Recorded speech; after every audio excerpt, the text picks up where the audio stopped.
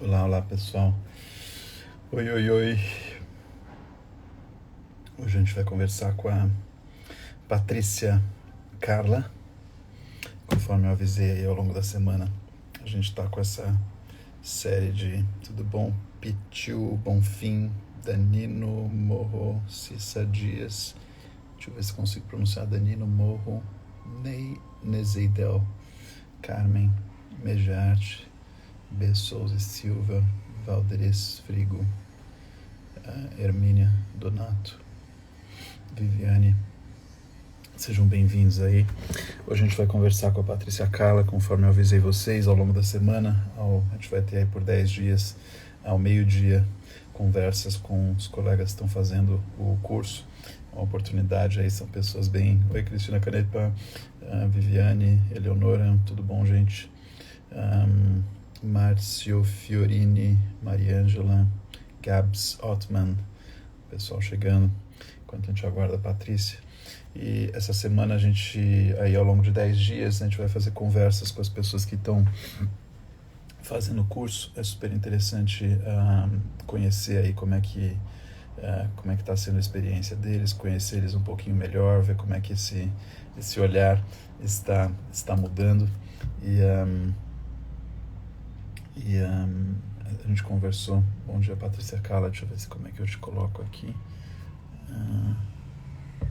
Patrícia Carla Giloni.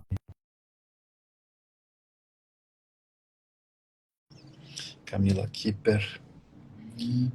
Espero estar pronunciando corretamente aí o nome de vocês. E... Opa, aqui ia falar outra coisa, mas chegou a Patrícia aqui. Patrícia, tô vendo seu computador. Tem um cabo lindo, inclusive, mas acho que se você trocar a câmera... Espero estar pronunciando sandálias, tapete. Vocês.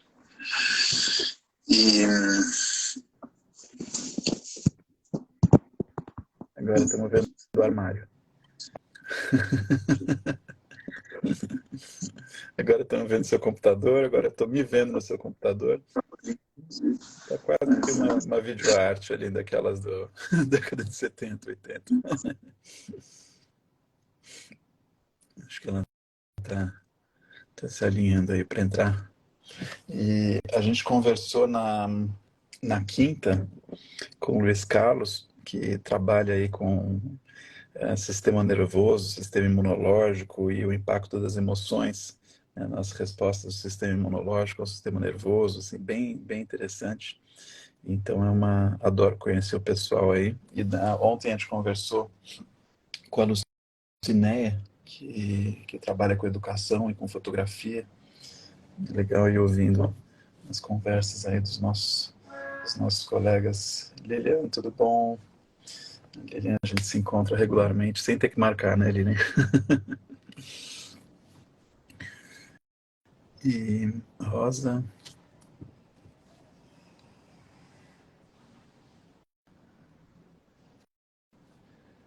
Vamos ver se a Patrícia tá para entrar.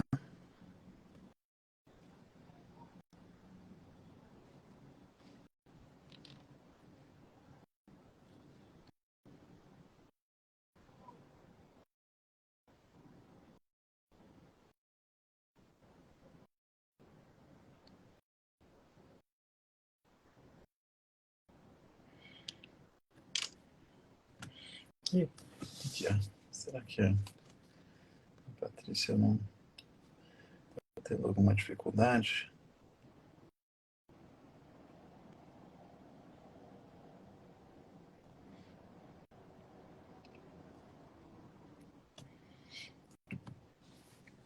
E, gente, enquanto isso, aproveito aí para dar alguns avisos. A gente fez por quase um ano a nossa série da Arte Conecta, às terças e quintas. E agora a gente vai suspender temporariamente a Arte Conecta. Vai iniciar, a partir de quinta-feira, agora começo de março, uma nova série chamada Desvendando. É isso, dia 2, tá? Essa série eu não vou fazer mais ao vivo, eu vou deixar ela gravada, eu vou subir ela no YouTube, aí vocês podem assistir o horário aí que for melhor para vocês, e podemos fazer lives aí sobre os assuntos, mas essa série vai, vai gravada.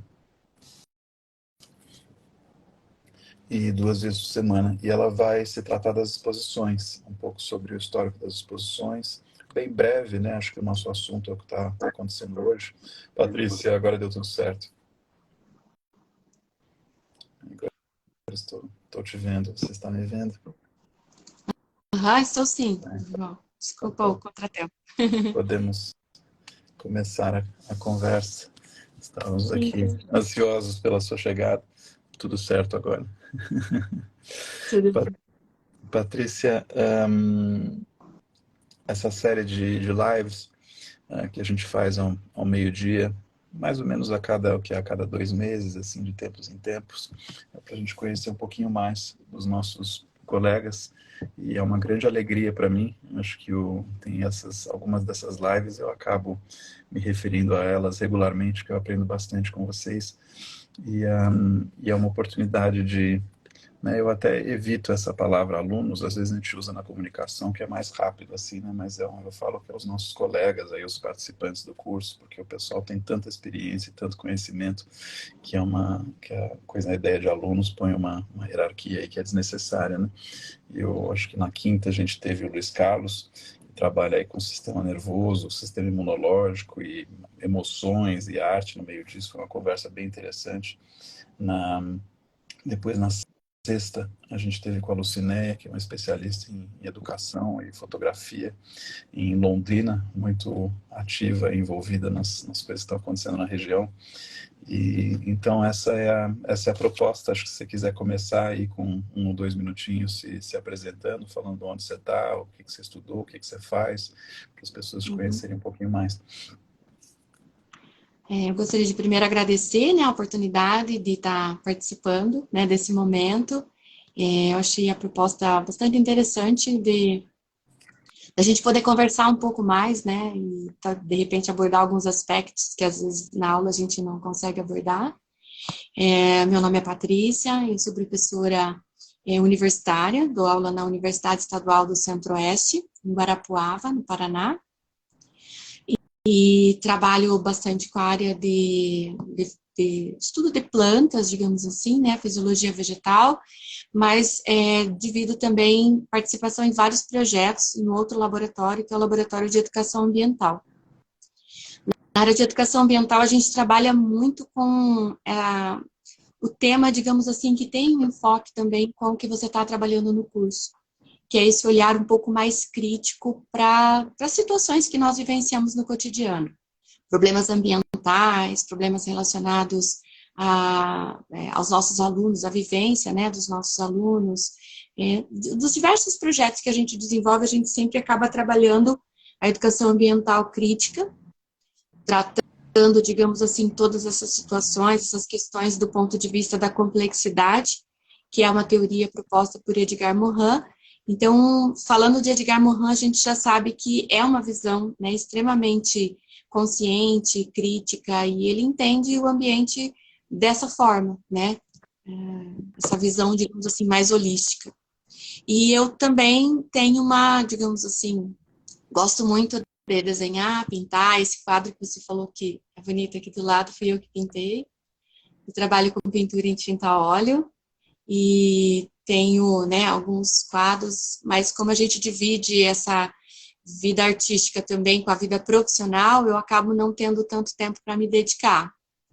Já fiz alguns trabalhos em aquarela, já trabalhei com ilustração de livros infantis, mas eu vejo que eu estou tentando buscar uma identidade artística, né? Eu vejo a arte como uma forma da gente expressar, digamos assim, é como se fosse um olhar da nossa alma, né? Como se a gente se abrisse, porque ali não tem, quando você se expressa através da arte, a gente não tem barreiras, fronteiras, não tem, como que eu vou dizer, rótulos, né? A gente se sente livre para expressar aquilo que a gente sente, aquilo que a gente pensa, aquilo que a gente gosta e como a gente vê.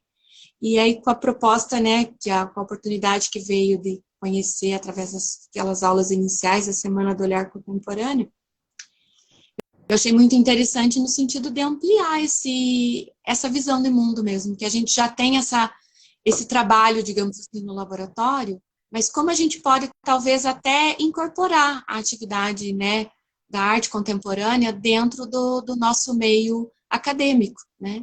Então, foi com esse viés que eu comecei o curso, né, contigo, João. Fala um pouco mais como é que seria essa incorporação da arte contemporânea na sua atividade aí no meio acadêmico. Meio acadêmico, assim, porque normalmente a gente levanta problemas dentro da contextualização, né, dos nossos alunos, da vivência das escolas com as quais a gente trabalha. Nós temos projetos que são desenvolvidos dentro de unidades de conservação.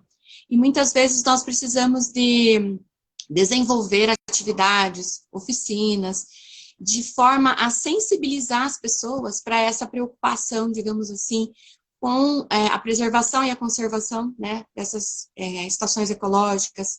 Às vezes, por exemplo, atualmente nós estamos com projetos que envolvem a emergência climática, né, que é um tema extremamente atual e por alguns autores, né, que você já apresentou nas primeiras aulas do curso, a gente viu que tinha, né, um viés, uma preocupação com a questão climática, a questão da COP, né, aqueles blocos de gelo que foram levados e tal, ele tinha esse viés, essa preocupação com a questão da emergência climática. E muitas vezes, através de uma aula, de uma atividade, digamos assim, de uma oficina, um mini curso, um curso que seja, nem sempre a gente consegue sensibilizar para a real preocupação, a real necessidade de preocupação que nós temos que ter hoje com o meio ambiente, né? Com essa emergência, essa crise climática que nós estamos vivendo. Então, a ideia de olhar para a arte contemporânea e conseguir enxergar através das obras, né? Porque muitas vezes a gente olha para a obra e não consegue captar tudo que o autor pretende. Então, a gente precisa, eu acho que, treinar esse nosso olhar, né? E eu conversando com uma colega que também assistiu a tua Semana do Olhar Contemporâneo, né? Ela é responsável a professora Adriana, ela é responsável pelo Laboratório de Educação Ambiental, mas ela tem aula no dia do curso, daí ela não pôde participar, então ela vai participar no segundo momento. E a gente enxergou dentro desse ponto de vista, que a gente pode, talvez, através de uma atividade, uma obra, né, sensibilizar e chegar a alcançar mais as pessoas, né, do que através dos meios que normalmente a gente utiliza, que é o meio mais acadêmico, né? Mini cursos, aulas, oficinas, e talvez esse trabalho artístico a gente consiga alcançar, não só alcançar, sensibilizar as pessoas e alcançar de uma outra forma, mas também de tocar, né, as pessoas, que eu acho que a arte, ela tem esse viés, né? A arte, ela impacta na nossa forma de ver o mundo. Então, foi mais ou menos nesse sentido que a gente pensou de como isso poderia ser incorporado, né, nas nossas atividades acadêmicas. Interessante. Me fala um pouco mais o que é educação, o que é fisiologia vegetal? A fisiologia vegetal é uma disciplina, digamos assim, bem mais acadêmica, né, que também faz parte da minha área de formação, que é estudar como as plantas funcionam, né? Então, a gente estuda todos os processos fisiológicos, a respiração, a fotossíntese, como elas obtêm água, nutrientes, como elas se relacionam com o meio, né? E eu trabalho também com a área de ecotoxicologia, que é utilizar as plantas para indicar os efeitos de substâncias tóxicas ou da poluição ambiental, né? Através das plantas. Elas nos dizem o quão o ambiente está poluído, né? Só que eu vejo assim, a gente tem com exceção da área de fisiologia vegetal, que ela realmente é mais acadêmica, se a gente pegar, por exemplo, tanto a área da ecotoxicologia e mais ainda a área da educação ambiental, a gente percebe que o conhecimento acadêmico, ele fica muito dentro da academia. E a gente precisa fazer com que esse conhecimento converse mais com a sociedade, né? Então, é onde a gente está entendendo que talvez a arte seja um dos caminhos para permitir essa ponte, né, de diálogo entre a ciência e a sociedade, né, de uma maneira geral. Você falou um pouco agora fisiologia vegetal, e Uhum, você, vou ver se eu consigo enquadrar assim, a minha pergunta para você. E você falou tá. em fisiologia vegetal, e você falou um pouco antes, quando você se apresentou, sobre a teoria da complexidade, né? E Uhum, eu apresentei numa das lives, não sei se chegou a ver, dessas de terças e quintas, o trabalho da Precious Okoyomon, que é uma artista pós-binária, né? Ela não sei qual que é a forma certa do ponto de vista de gênero de se referir a ela, mas falando da obra dela, onde ela apresentou uma grande plantação numa exposição, e, uhum, e as pessoas chegavam e viam aquele mato com os riozinhos passando, né? Ela criou ela fala que são topografias escultóricas, né, que ela trabalha. E uhum, quando você vai estudar a obra dela, você vê que a proposta que ela está trazendo é que no período ali colonial americano você tinha um desgaste dos territórios, porque eles eram plantados excessivamente, não tinha tempo da terra se recuperar, e eles eram uhum, plantados excessivamente pela força, né, pelos escravizados. E uhum, então eles trazem, acho que da Ásia, essa planta chamada kutsu, que é uma planta que ajuda a recuperar o solo desse abuso do excesso de plantio.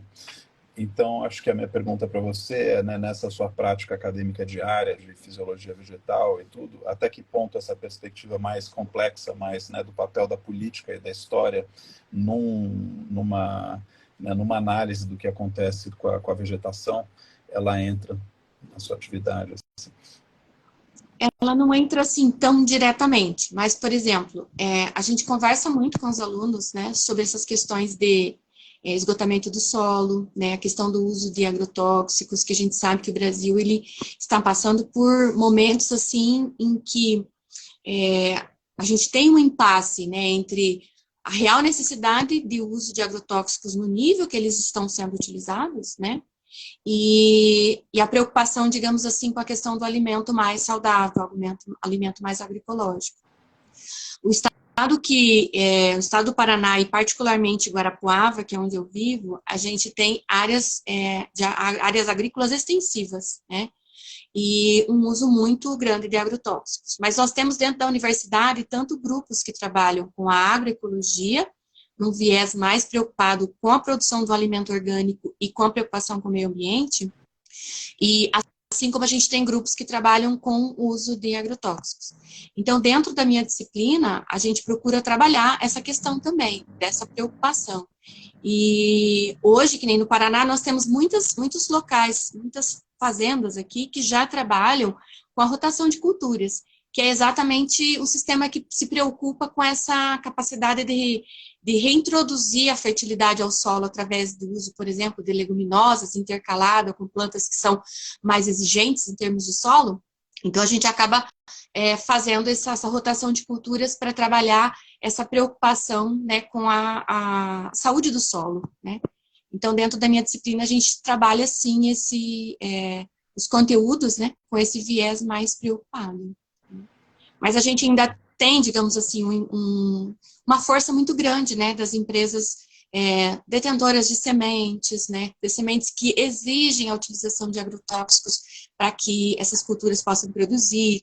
Então, a gente vê, assim, é um cabo de força, né, sendo que um lado puxa para uma cultura mais saudável, sem a necessidade do uso tão extensivo de agrotóxicos, como a gente tem grupos que trabalham mais com essa produção ou certificação de produção orgânica.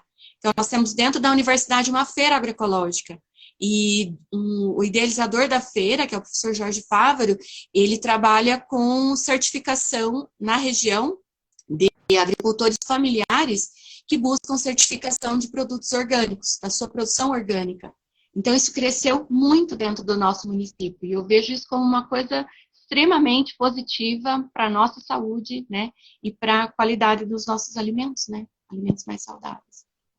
E quando você falou em complexidade, antes de eu citar, me fala um pouco mais sobre isso na sua prática. É que assim, Quando nós trabalhamos com um projeto ou algum tema, né, que surge, vamos trabalhar com resíduos sólidos, ou vamos trabalhar com emergência climática, né, ou a questão da água. Então, são temas que geralmente surgem dependendo da necessidade da comunidade ou da escola, porque vem sempre trazendo a contextualização do aluno, né, o meio em que ele vive e o que ele precisa de resolver naquele momento.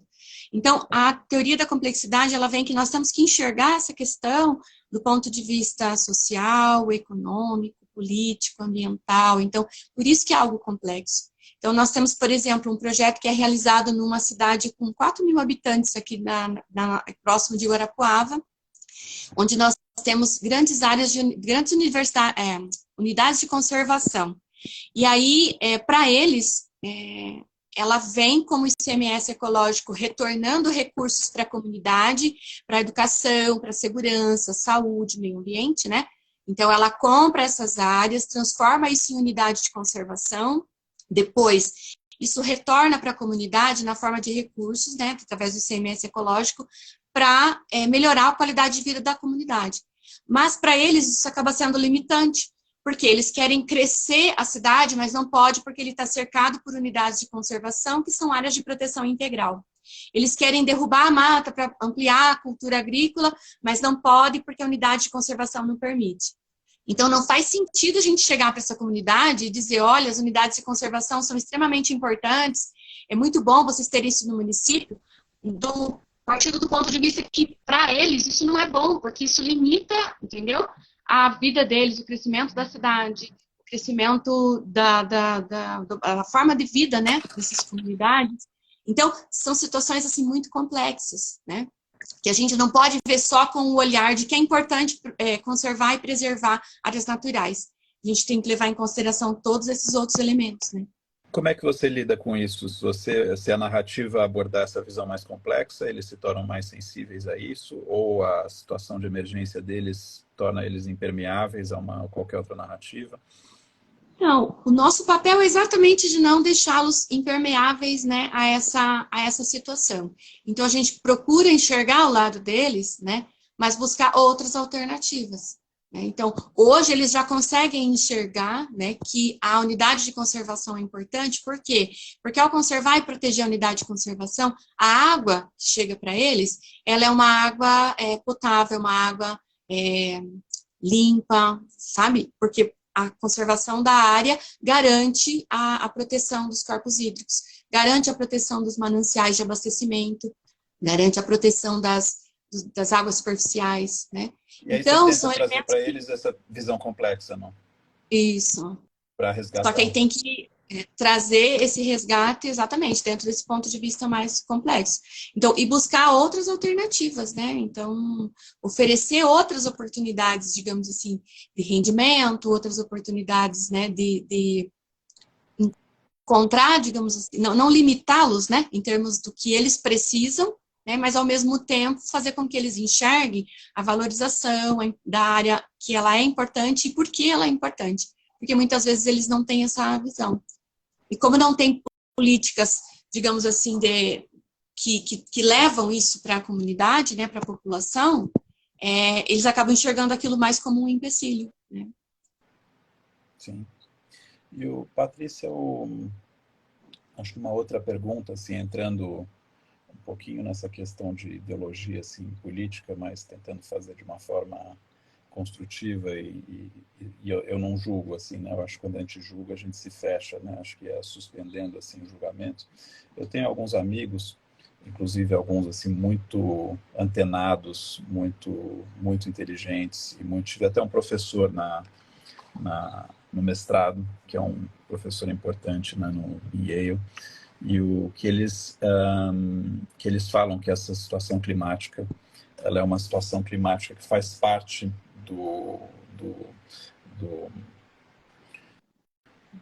da evolução da Terra, que em períodos históricos dos ciclos da natureza, e você tem períodos que esquenta um pouquinho, esfria, né, o que faz parte disso, que está muito além, né, da atividade humana interferir nesses ciclos. Então, eles, né, negam, e não são pessoas assim facilmente, né, não são pessoas desligadas, não são pessoas facilmente, são pessoas que leem muito, que veem as notícias, que têm... Mas eles se pegam muito nessa questão, eles não concordam, né, com muito do que a gente vê aí como, né, com essa urgência, com essa necessidade de mudar né, os padrões de produção, de consumo e, né, reorientar toda a forma da gente se colocar na Terra. E qual que é o argumento, assim, como é que a gente... Qual que é o contra-argumento para esse argumento de que de fato a atividade humana interfere? Então, assim, de uma maneira geral, essa questão, digamos assim, dos ciclos da natureza, a gente já tem relatos e tem na literatura isso trazido de uma forma que realmente isso acontece. Mas, acompanhando os resultados, né, dos painéis intergovernamentais sobre o clima, né, que já é, digamos assim, um grupo com uma produção de informações, com dados científicos bastante conceituados, né, a gente vê que, eu acredito que, assim, tomando conhecimento de todas as informações que são publicadas, né, a partir do painel intergovernamental sobre o clima, eu acho que se torna quase inegável a gente acreditar que isso é só um ciclo da natureza. Tá. Porque o que a gente vê digamos assim, o ser humano, ele afeta, digamos assim como ele tem a capacidade, tem afetado e tem essa capacidade de afetar a natureza, eu não tenho uma visão assim tão pessimista. Eu acho que nós também somos capazes de criar tecnologias, de buscar formas de remediar muitos dos problemas que nós temos hoje e caminhar, digamos assim, para um processo de regeneração dessa situação atual, né? Mas eu acho que todas as informações que nós temos e como a gente vê o quanto o homem afeta a natureza hoje, que realmente isso é um elemento que vem de como o homem está afetando o ambiente e não como um ciclo da natureza. Porque se a gente pegar só, por exemplo, os gases, né, que estão relacionados ao efeito estufa, que acabam conduzindo o aquecimento global e que gera essa preocupação maior que nós temos hoje, né, que é com a elevação das temperaturas.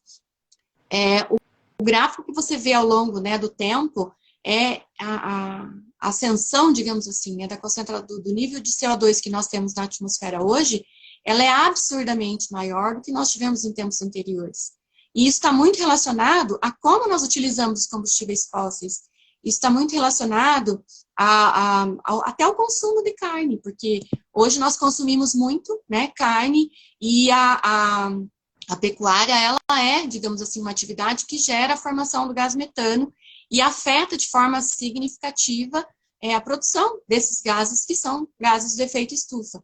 Então, o CO2 e o metano são os principais. E são atividades que nós vemos muito marcantes, muito fortes no nosso ambiente hoje. Então, assim, eu não consigo realmente, nós dentro do meio científico, pelo menos na nossa, nós temos muito poucos que ainda, digamos assim, tem alguns que ainda ficam em dúvida, mas que afirmam que isso pode ser um ciclo da natureza, né? Eu acho que a gente não tem mais, porque realmente é inegável que nós afetamos muito, né, com as nossas atividades. E eu acho que esse momento que nós estamos vivendo de discussão da emergência climática, ele vem uma necessidade assim muito premente de nós agirmos. E esse agir significa mudança de atitude, né? Então isso seria muito importante nesse momento. Eu tenho uma pergunta, estou trazendo um monte de perguntas que vão me surgindo aí à medida que eu vou te ouvindo, e às vezes eu viro aqui que eu estou anotando e chamando algumas pessoas aí para ouvir as suas respostas, que eu acho interessantes. Agora, do ponto de vista da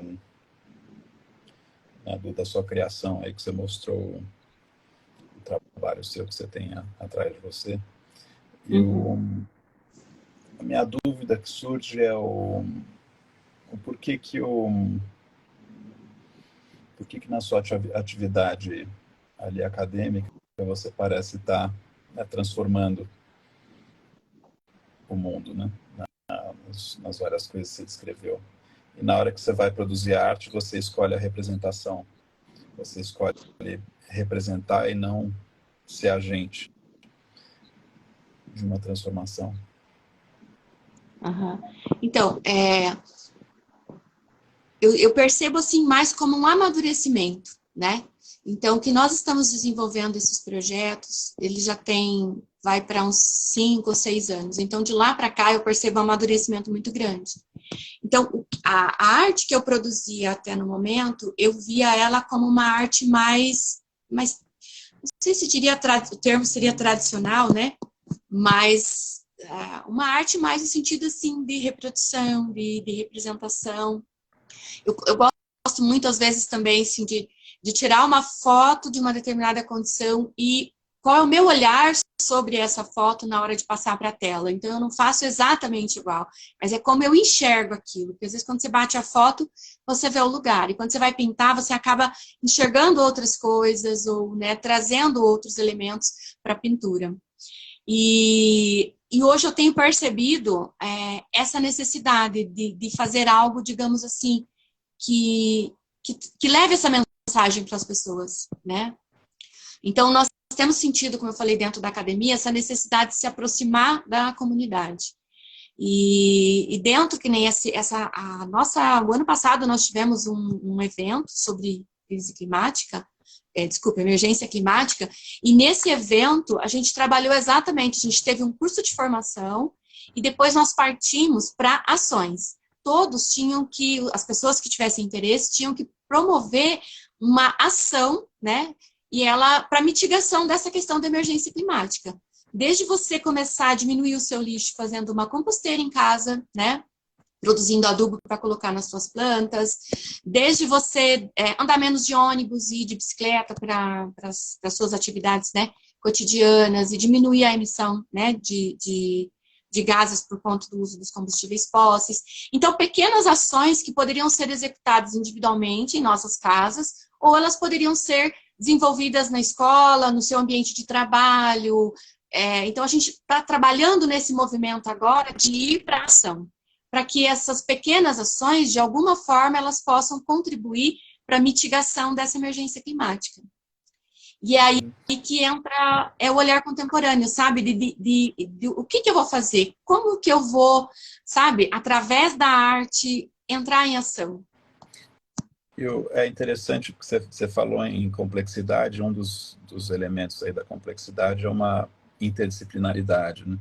E eu tenho um amigo ótimo, que eu gosto de alguns termos assim que ele usa, ele fala numa interdisciplinaridade onde os DNAs se sujam, né? Não é uma interdisciplinaridade onde você tem arquiteto e engenheiro trabalhando para construir uma casa, isso a gente conhece. Agora, quando você vê algo que você não sabe aonde começa um e termina o outro, onde você tem, né, os DNAs que se sujam, assim como ele coloca, é que a coisa fica interessante. Então, é legal ver que você detectou isso, assim, né? Porque você tem o seu DNA ali, né, seu papel de professora, de pesquisadora, tudo, e atrás você me mostra uma obra. Acho que à medida que a gente olha, como não sei se você fez a aula do Cooking Sections, né? Onde eles fez, né, onde eles têm aquela plataforma que eles colocam, né, aquelas mesas, né, meio aquele híbrido assim que eles colocam em cima do mar, e aí à medida que sobe o mar, aquilo vira um viveiro, à medida que desce a maré, vira uma mesa de refeição e debates e treinamento e tudo. Ali é difícil a gente, né, os DNAs se sujaram completamente, assim, é difícil a gente falar se aquilo ela pode ser um teatro a céu aberto, ela pode ser uma performance da natureza, ela pode ser um refeito, ela é tanta coisa, a gente não consegue dizer o que é um, o que é outro. Então, eu acho que você tem duas coisas muito interessantes na mão, acho que vai ser interessante, vai ser legal, assim, olhar ao longo dos anos como é que você vai fazê-las casarem, né, eclipsarem, perdendo né, virando uma coisa só. Né? Sim. É um movimento assim que tem crescido bastante dentro de mim, né? E eu percebo assim que eu gostaria de encontrar uma identidade artística em mim, porque eu sempre fui, eu gosto de muitas coisas, né? Eu gosto de bordar, eu gosto de desenhar, eu gosto de pintar, eu gosto de mexer com mosaico. Eu sou uma pessoa assim né, tem eu sinto que eu tenho uma aptidão bem variada para todas essas coisas. Eu gosto muito de tudo isso. E casar a minha formação, né, com essa possibilidade, nossa, foi algo assim que parece que me deu outra energia, sabe? Outro movimento. Então, se antes eu queria trabalhar com arte, agora eu quero mais ainda, porque eu vou aliar, porque eu amo ser professora, eu amo dar aula, amo aquilo que eu faço, e também amo a arte. Então, quando você vê que você consegue duas paixões, né? Você consegue unir elas, e ainda pensar que existe a possibilidade disso fazer a diferença, né? Na vida das pessoas, né? No olhar das pessoas sobre a vida, e no olhar principalmente sobre os problemas ambientais que nós estamos vivendo, nossa, é uma explosão de emoção tudo isso. Estava lendo uma revista que eu gosto agora de manhã, chama Noema, e eles têm é até engraçado, assim, na abertura do artigo, eles falam, né, quando o estado de negação e, não sei se incapacidade, ou, né, da humanidade, né, de agir como deveria, transforma no papel da ficção científica apresentar a realidade como ela deveria ser, né? Sim. Então, eles estão falando de um livro onde um autor conhecido de ficção científica, né, escreve um livro onde a humanidade passa a fazer o que ela deveria passar a fazer para evitar, né, a crise toda que a gente está vendo. E aí eles abrem um artigo com isso e fecham o artigo dizendo que é o papel da ficção científica, da poética, né, era mais nesses outros, mas a gente pode incluir a arte eles falam em poema, ficção científica, mas a arte está nessa categoria, falar o que eles chamam de tip the awareness scale, né? Você empurrar a escala da consciência. Né, porque quando você empurra essa escala da consciência, de consciência vem agência, né? Então é uma reflexão, e aí você tem tudo na mão, né? Você tem o teu conhecimento, a tua sensibilidade para a arte, às vezes quando eu vejo, e eu vivo constantemente nesse processo, né, de refinar essa identidade, né? Você tem uma identidade de artista e a identidade de professora, e como é que você, né, integra, como é que você... E acho que a gente está sempre, né, fazendo isso. Às vezes é mais um processo de extração do que de adição, né? Então, por muitos anos eu tinha artistas que vinham conversar comigo para a gente orientar, assim, né? E às vezes é mais um processo de extrair paradigmas e extrair romantismos, né, do que, né, você remover essa ideia de que as coisas têm que ser separadas, você remover essa ideia que uma coisa é arte, outra coisa é ciência, você remover essa, né, e aí você vai encontrando acho que pode ser, a gente fez a aula também, acho que você não participou, né? Você não fez uma leitura, né, do nosso programa de leituras. Não, ainda não. É porque assim, eu estava num período administrativo da universidade e eu não estava nesse comecinho do curso, eu não consegui participar, assistir as lives ainda. Eu tô assim, e encerrou dia 17 de fevereiro, então eu falei que agora é que eu vou realmente mergulhar no curso, porque eu ainda estava com uma demanda, né, dessa função. E que é outro elemento que eu acho que vai ser muito bom para mim, porque daí você abre a parte, você sai da parte administrativa, você tem mais tempo para se dedicar a essas outras coisas, né? E ver as referências. Acho que essa Precious Okoyomon é uma boa referência, o Cooking Sections é uma boa referência, Zenbo é uma boa referência, o Jorge Mena Barreto é uma boa referência, para você ver como é que tem várias leituras aí no nosso feed, né, justamente dessa integração entre, né, vida saudável e comida. Tem uma conversa com a Alcione Silva, que é especialista aí nessa parte de redução de desperdício de alimentos, que entra muito nessa questão climática também, né? Porque tem a ver com os ciclos da natureza. E eu ia te perguntar sobre o curso. Você chegou a fazer algumas aulas ou não? Eu fiz todas as aulas até agora. Eu só não consegui realmente naquelas atividades que tem na terça e na quinta, eu não consegui Tá. participar. É. Então, assim, eu gosto muito da forma, da estrutura do curso, da metodologia que você usa, né? Eu só sinto, assim, que às vezes as coisas, e eu entendo isso porque são muitas pessoas, né, participando, que às vezes as coisas são muito rápidas assim, eu acho que contemplar uma obra, né, quando às vezes você apresenta as obras, assim, eu sinto que às vezes eu preciso ainda olhar mais, sabe, para ver o que me vem, e às vezes as coisas são um pouco rápidas. Sim. Mas, e às vezes você quer falar uma coisa, daí muda de assunto, daí você já, tipo assim, não, tem que focar agora nesse outro ponto. Então, às vezes, eu até abaixo a mão e volto para daí pensar na outra questão que foi colocada. Então, assim, mas é uma questão, eu acho que é da dinâmica do curso, né? São muitas pessoas participando, eu entendo, mas, mas eu sinto, assim, que eu anoto muitas coisas e enquanto eu estou assistindo, vem ideias, vem pensamentos, vem coisas. Eu tenho meu caderninho aqui do lado que eu vou tudo anotando ali. Então, eu acho que está sendo um processo interessante, né? Assim, eu acho que está contribuindo para essa mudança de olhar, essa mudança da forma de ver o mundo. Eu acho que a gente já tinha muito isso na educação ambiental. Mas é como eu te falei, a gente está agora vendo isso por um outro lado também, né? Que é pelo olhar da arte. Então, acho que muito legal. Eu tive que fazer escolhas assim, né? Acho que se eu Sim. for apresentar as obras por mais tempo, menos pessoas falam e a gente deixa de ouvir coisas muito interessantes, né, de outros.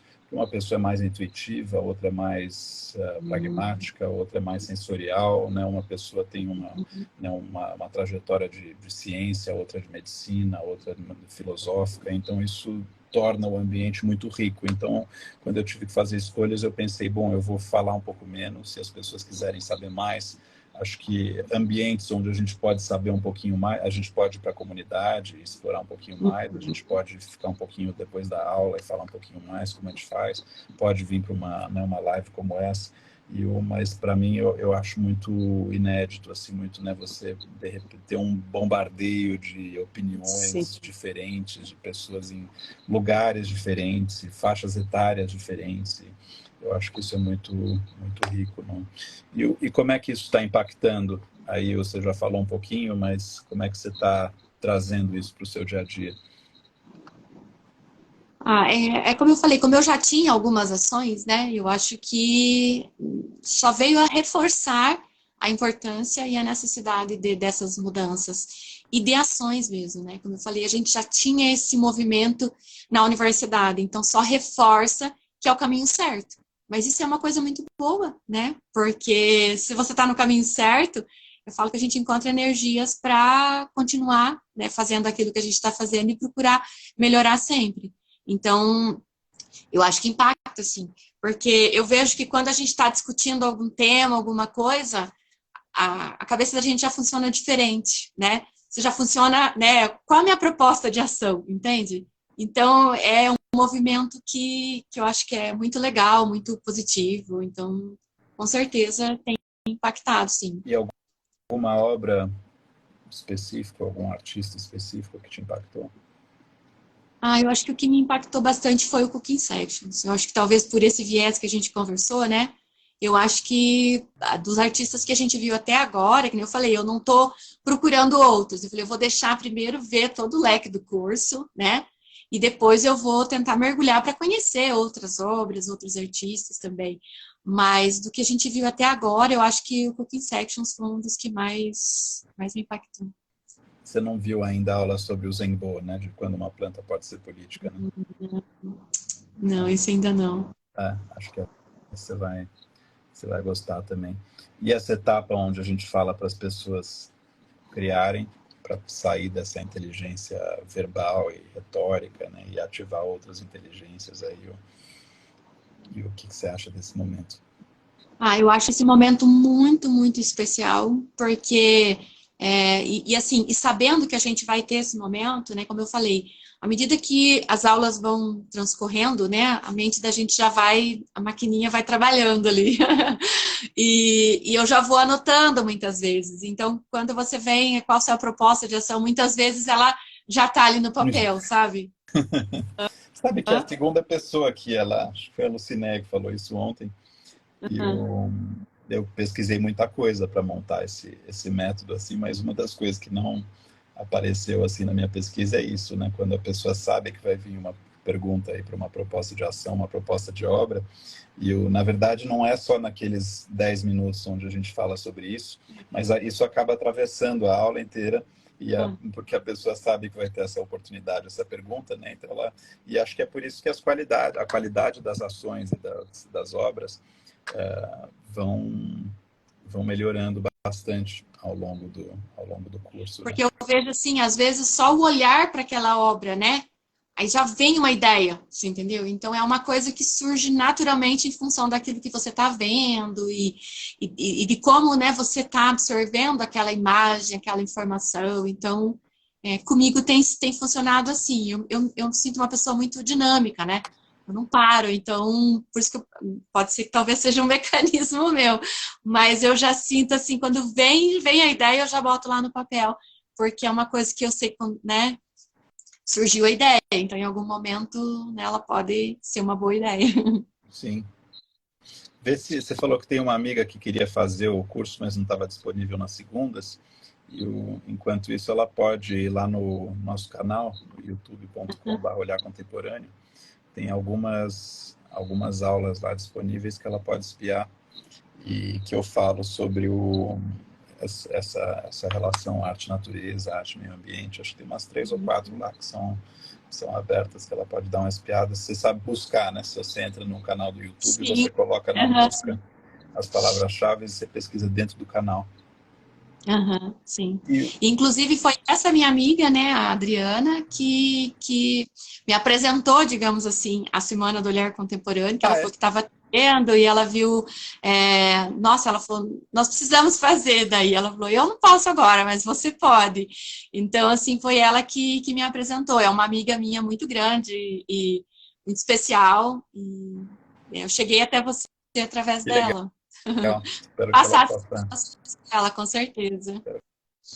fazer na aula, às vezes como a gente falou, às vezes é corrido, aí a gente tem uma agenda aí para poder mostrar tudo que a gente quer mostrar e ouvir o maior número de pessoas possível. Agora a gente tem um pouquinho mais de tempo, assim, você tem alguma pergunta aí que não deu para perguntar na aula, ou no geral, assim, que você queira perguntar para mim? Eu tenho uma curiosidade, não sei se esse é o espaço para isso, mas eu tenho uma curiosidade, por exemplo, quando você apresenta as diversas obras, né, algumas dentro de museus, outras a gente vê, né, como a do Cooking Sections, que é num ambiente natural. É, como é que funciona do ponto de vista, digamos assim, de quem está desenvolvendo, né, aquela obra naquele local? Porque, por exemplo, eu imagino que do Cooking Sessions eles devem ter tido a necessidade de pedir permissão para usar aquele espaço, para desenvolver aquele trabalho. Tudo isso, com certeza, que nem aquele do hospital que a gente viu dentro, né, do ambiente de hospital, que você falou, acho que uma das primeiras aulas, dentro do museu. Então, os custos de implantar toda essa obra é do próprio artista? Existe alguma forma de apoio? Porque às vezes, assim, a gente, como eu falei, eu vou anotando, tem algumas ideias e tal, mas daí me veio essa curiosidade. Daí eu não sei se Sim. essa pergunta é pertinente ou não, mas é realmente uma curiosidade. Claro, não, o momento é para isso. Acho que o artista contemporâneo, ele empreende todo, né? Acho que o artista moderno é ele no ateliê com o pincel na mão e no cavalete, né? E o artista contemporâneo, ele tá no mundo, né? Então, muitas dessas obras que a gente vê, né? Você vê essa obra do Cooking Sections, que você citou, ele teve que mobilizar uma equipe para instalar aquilo, ele teve que mobilizar muita gente para ativar aquela instalação, né? Tem algumas fotos onde eles recebem muitas pessoas, Essas pessoas que eles recebem são escolhidas, então tem uma mobilização assim de ver quem que eles querem que traga, são pessoas que vêm dos restaurantes, vêm das iniciativas aí ativistas, e eles falam, né, na descrição que tem políticos locais, que tem, né, pessoas de várias stakeholders, assim, de várias partes da sociedade, né? E muitas vezes envolve, não sei esse trabalho em específico, mas tem uma outra obra deles, onde é uma mobilização num país da Europa do Leste, não me lembro qual que era agora, de tentar passar uma lei no parlamento para que a terra tenha direito de não ser exaurida, né? Que ela tenha um intervalo entre plantações. Então, aí, nesse caso, eu imagino que tem um trabalho com advogados, tem um trabalho com políticos, tem uma abordagem de deputados, né, para propor essa lei, né, tem todo no legislativo, tem uma compreensão de como essa máquina pública funciona. Então, é aí que eu te falei um pouco desse, né, voltando à questão da complexidade. Eles estão com a mão na massa em várias frentes, assim, e você não consegue traçar uma linha de falar isso é arte, isso não é. Eu acho que é isso que torna a arte contemporânea tão interessante, né? Que ela sai da caixa, ela sai do cubo branco, ela sai do ateliê, ela está acontecendo no mundo. Eu imagino que isso comece como tudo que a gente faz, assim, né? Que isso comece como uma ideia, né, dos artistas com alguns colaboradores, e aí eles desenhem um cronograma aí de viabilização dessa ideia, né, com quem que eles têm que falar, qual que é o cronograma. Né? É um projeto, assim, né, tem uma gestão de quem que vai documentar, quem que vai divulgar.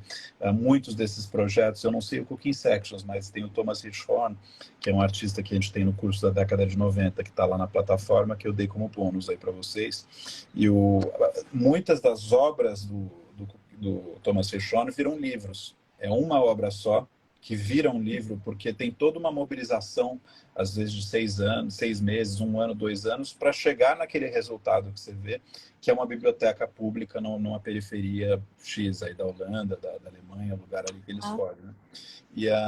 Então, acho que é como eu falei, de remoção de limites, né?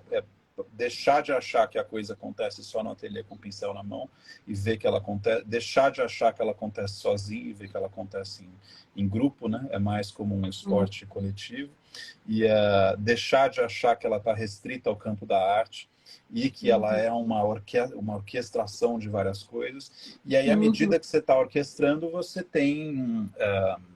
você encontra voluntários, você encontra parceiros, você encontra, às vezes tem museus que têm verbas ou residências que te hospedam e te dão ali eu fiquei um tempo na Van Eyck Academy, né, que é uma residência na Holanda, e eu fiquei uma semana em função de uma situação específica, assim, mas eles recebem pessoas por 6 meses, por 1 ano, onde eles têm uma mesada ali, tem um lugar para se hospedar, e tem um ateliê. Tem especialistas em cada área, especialista de jardinagem, especialista de impressão, especialista de fotografia, de filme, de parte gráfica. Tudo. Então, eles chegam nesses ateliês, eles têm os especialistas que ajudam e tem uma mesada que não é nada grande, mas é o suficiente para eles trabalharem muito. E aí às vezes, eu fiz um projeto há uns anos atrás, onde eu desenhei o projeto, achei que o projeto era interessante, falei com 2 galerias na Europa e cada uma deu uma contribuição e eu fiz o projeto. Outros parceiros que eram além do dinheiro que a gente tinha, eles gostaram e entraram como apoiadores. Então, acho que é uma questão de né, resolver problemas, assim, ser criativo. E eu fui visitar o ateliê do Alberto Pita, que é um artista de Salvador, né, e aí eu falei, Alberto, com tantos desafios, assim, como é que você consegue ir para frente, assim, né? Porque é uma situação muito, assim, né, uma origem muito pouco, né, muito precária, assim, né, com muito pouco recurso disponível, e de repente o cara está num espaço onde tem escola que ele dá aula para a comunidade, tem terapia disponível para a comunidade, tem um terreiro desenhado por uma arquiteta, né, pela Lina Bobardi, tem um galpão onde ele não de repente ele tem uma infraestrutura assim significativa, né? E eu falei como a mãe dele, né, comprou o terreno onde ele fez tudo isso, era um lixão. né? Assim, é uma situação muito mais precária do que eu jamais vivi, ou do que, né? Ele falou, João, eu vejo cada desafio como uma oportunidade de ser criativo e resolver. Então, Uhum. quando aparece um obstáculo, ele olha e fala, como é que eu vou contornar? E agora, de repente, está convidado para, enfim, bienais no exterior, e está, né, negociando obras com grandes museus, e está né, fez um livro maravilhoso. Então, acho que é uma questão de resourcefulness, né, de referências. Tem um monte, né, tem um fundo na Holanda, o Fundo Mondrian, onde você apresenta um projeto para esse fundo, e se eles acharem que o projeto tem que ser bom, né? Às vezes eu falo para os artistas, se você for bom, o mundo te acha. Né? Se dedica a ser bom, não se preocupa, né? Ah, não, tem network, Acontece precisa sair, naturalmente. contatos. Se você tiver um projeto bom, o mundo começa a abrir as portas e te deixar passar, porque o mundo precisa de boas ideias e tem muita coisa para ser feita, para ser resolvida. Então, é um pouco como eu fui fazendo as coisas também, né? Eu cheguei em Londres, eu não tinha onde expor, eu cheguei em Paris, eu sentei no chão, eu não tinha onde dormir. Aí você olha e fala, como é que eu vou resolver essa situação? Aí você fala, bom, peraí, se eu expor 3 quadros emprestados num apartamento em reforma na periferia e chamar um potencial cliente que eu tenho, eu dei o primeiro passo. Aí esse potencial cliente vem falar para outro. Aí acho que você pode... Tem uma newsletter, não sei se é confortável com o inglês, tem uma newsletter chamada eFlux, onde eles colocam muitas dessas chamadas por projetos.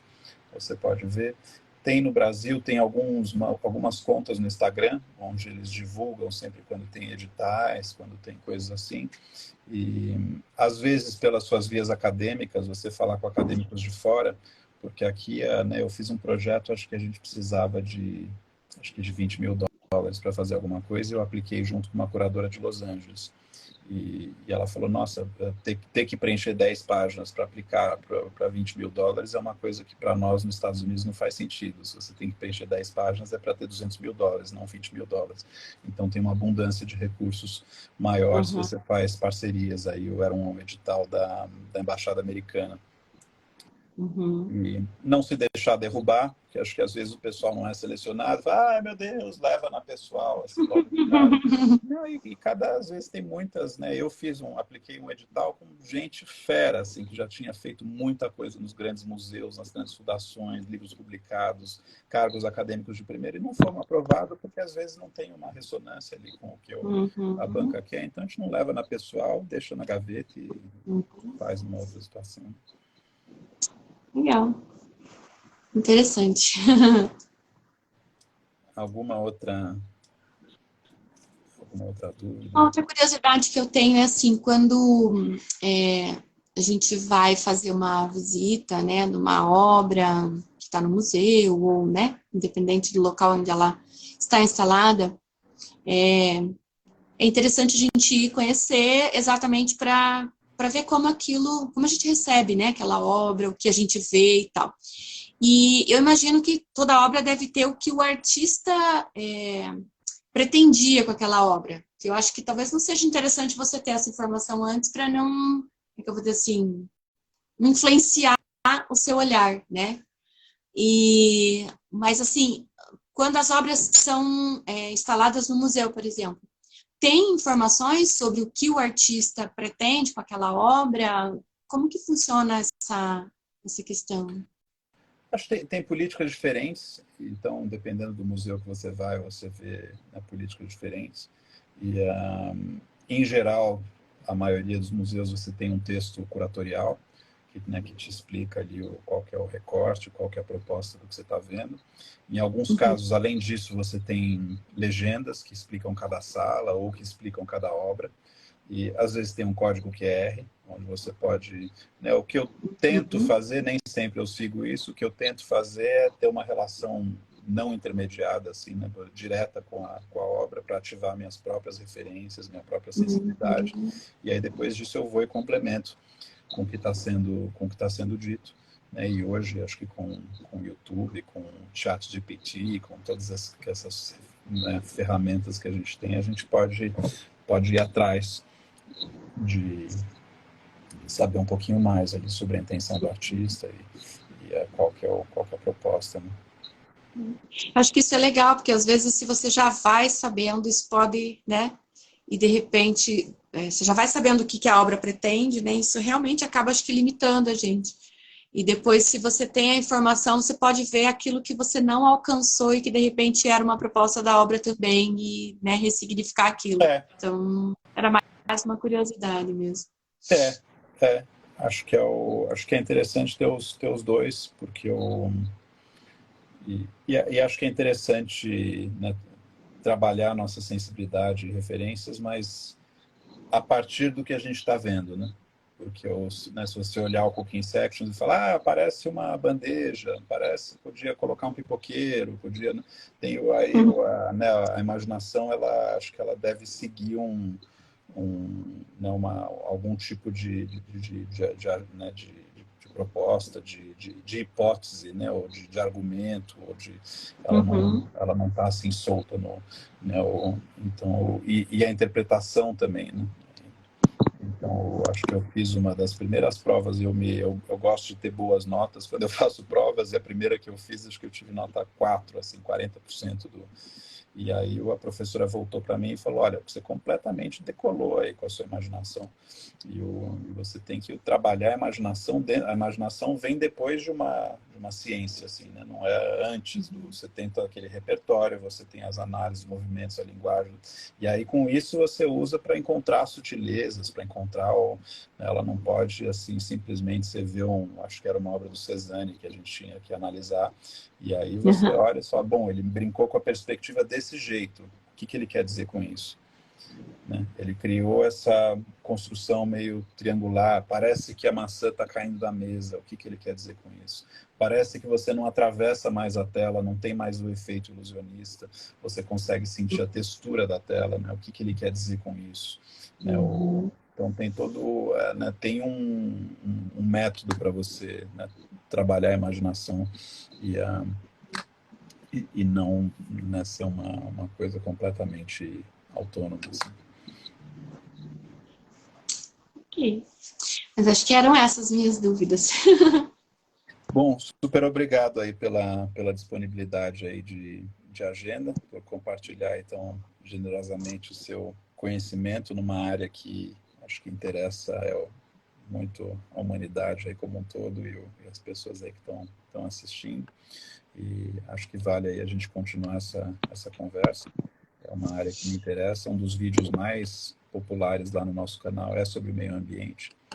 Então, acho que tem muito assunto. Tem uma pesquisa, uma conversa recente do João Moreira Salles, acho que para Ilustríssima, onde ele fala que os artistas têm um papel importante de trabalhar o imaginário do Brasil, trabalhar a Amazônia no imaginário do brasileiro.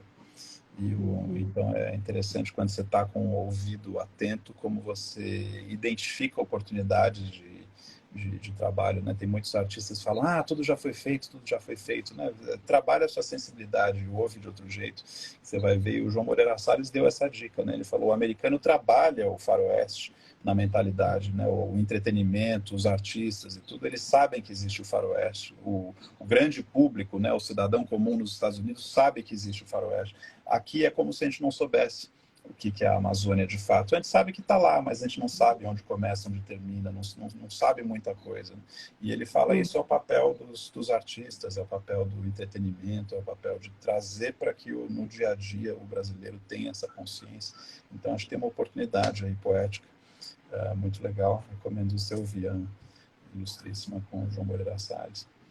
E acho que pode te abrir algumas ideias aí e participar na aula. Então, te agradeço quem assistiu a gente até aqui. A proposta dessas conversas aqui, a gente conhece um pouquinho mais aí os nossos colegas e para que os colegas se conheçam entre si. Isso ajuda a gente a cruzar as conversas durante as aulas, as conversas se tornam mais ricas. Agora eu já sei que se for meio ambiente e tudo, eu vou te provocar para você participar. Legal. E quem quiser participar aí da Semana do Olhar Contemporâneo, a gente abre ali acho que é dia 6 de março, a gente inicia mais uma, aí tem aquelas 3 aulas ali gratuitas, introdutórias, para para poder... quem comentou aqui, Denise. Denise, vale a pena, muito interessante o que a Patrícia... Patrícia, eu te descrevo na descrição aí do nossa conversa, eu te coloco como professora de educação ambiental? Pode ser. De fisiologia vegetal? Como é que você se descreve normalmente? Normalmente eu acho que poderia colocar as duas áreas, se for possível, Tá, para professora da área de fisiologia vegetal e educação ambiental. tá. Maravilha. Então é isso. Mais uma vez, obrigado e seguimos aí Eu em contato. agradeço a oportunidade. Obrigado, Foi uma gente. conversa Até muito mais. boa. Um abraço, tchau, tchau.